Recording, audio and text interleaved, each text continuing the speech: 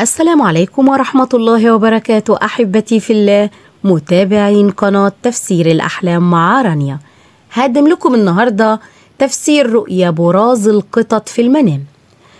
كما يقول بعض الفقهاء والمفسرين أن براز القطط في المنام يدل على الحصول على أرباح ومكاسب مالية والدخول في مشاريع مربحة ستدري مالا وفيرا.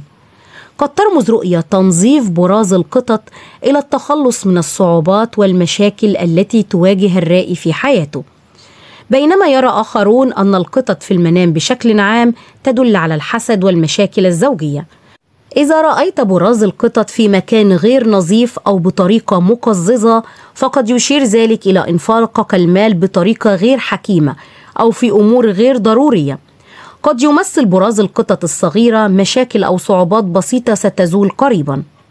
رؤية القطة تتبرز في البيت تدل على حسد أصحاب المال لأنفسهم أو وجود حاسد من المقربين.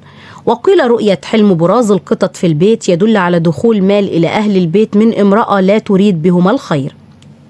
تفسير رؤية براز القطط في المنام للعزباء. إذا سقط براز القطة على الحالمة ووجدت شخص ما يقوم بمساعدتها على التخلص من البراز فهذا دليل على زواجها من شخص صالح سوف يعينها على أمورها الدينية والدنيوية، ويدل الحلم على النجاح الكبير الذي ستتمكن الحالمة من تحقيقه قريبا بعد مدة طويلة من الاجتهاد والتعب. إذا كان براز القطة لونه أسود قاتم فهذا دليل على الأخطاء الكبيرة التي وقعت بها والتي يجب أن تتوب عليها.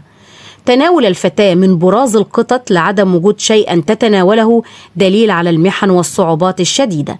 إذا كان البراز رائحته كريهة دليل على ارتباط الحالمة بشخص لا يصلح لها وأنه سيكون مصدر للكثير من المشاكل، لذا يجب توخي الحذر. براز القطط في المنام للعزباء يشير إلى النعم الكثيرة التي تتمتع بها الحالمة ولكنها لا تقدر قيمة تلك النعم. تفسير رؤيا براز القطط للمتزوجة في المنام. إذا كانت الحالمة تعاني من تعثر في الحمل ورأت في الحلم براز القطط بشارة على أنها سوف ترزق قريبا بتوائم والله أعلم. بكاء الحالمة بشدة وتناولها من براز القطط دليل على فشل زواج الحالمة نتيجة عدم تفاهم كلا الطرفين وتفاقم المشكلات بينهم. وقوع البراز على الحالمة دلالة على مشكلة كبيرة تتعرض لها أحد أبناء الحالمة. أما إذا كانت حامل عادة ما تكون حياة المرأة الحامل مليئة بالتوتر والمخاوف، فنجد أن هذه المخاوف تسيطر على الحالمة بصورة أكبر عند رؤيتها لهذا الحلم. فإذا كان البراز يلتصق في الملابس فربما دليل على المخاطر التي تمر بها الحالمة طوال فترة الحمل. رؤية البراز ولكنه في مكان بعيد يشير إلى المخاوف التي تعيش فيها الحالمة من فكرة الولادة بالرغم أن موعد الولادة لم يقترب بعد. قيام الحامل بالتخلص من البراز في المنام بالرغم من التعب الشديد التي تعاني منه فهذا دليل على الأعمال الصالحة التي تقوم بها الحالمة في حياتها، كما أن براز القطط يشير إلى الخيرات والنعم الكثيرة وسعة الرزق.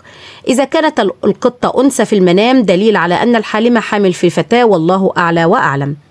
أما بالنسبة للمطلقة فتشير رؤيا براز القطط إلى المتاعب التي تمر بها الحالمة بسبب عدم تقبل الأبناء خبر انفصال الحالمة عن والدهم، وقيام الحالمة بطبخ البراز دليل على الصعوبات المادية الشديدة التي تواجهها. براز القطط وتخلص الحالمة منه يشير إلى انتهاء علاقة الحالمة تماما بزوجها السابق ومحاولتها الابتعاد عن كل ما يربطها به. إلقاء البراز على الحالمة من قبل شخص لا تعرفه دليل على تعرض الحالمة للمكيدة والخديعة من قبل شخص ما سيكون مقرب لها، لذا يجب توخي الحذر. وإلى هنا تنتهي حلقاتنا ونلقاكم في تفسير جديد، فلا تنسوا دعمنا دائما بالإعجاب بالفيديو والاشتراك في القناة وتفعيل الجرس ليصلكم دائما كل ما هو جديد لنا. إلى اللقاء والسلام عليكم ورحمة الله وبركاته.